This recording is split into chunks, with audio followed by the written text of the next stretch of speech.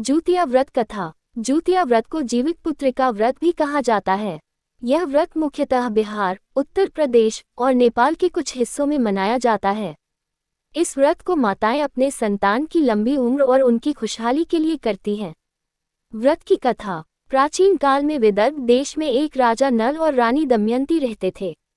उनकी 2 संतानें थीं। एक दिन राजा नल को किसी कारणवश अपना राज्य छोड़कर वनवास पर जाना पड़ा। रानी दमयंती अपने बच्चों को लेकर जंगल में भटकती रही।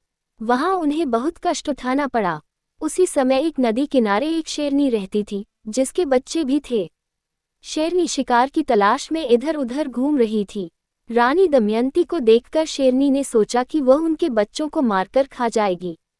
तभी शेरनी की नज़र दमयंती के प्रेम और त्याग पर गई। शेरनी ने अपने इरादे बदल दिए और रानी दमयंती को सुरक्षित छोड़ दिया।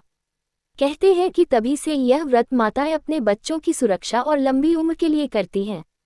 इस दिन महिलाएं पूरे दिन निर्जला व्रत रखती हैं और संध्या के समय जूतिया की पूजा करती हैं। व्रत विधि। 1. व्रत का संकल्प। प्रातः स्नान आदि करने के बाद व्रत का संकल्प लें और जीवित पुत्रिका व्रत की कथा सुनें। 2. पूजा सामग्री। पूजा के लिए जौ, तिल, मिट्टी के दीपक, फल फूल, जल से भरा कलश आदि का उपयोग किया जाता है।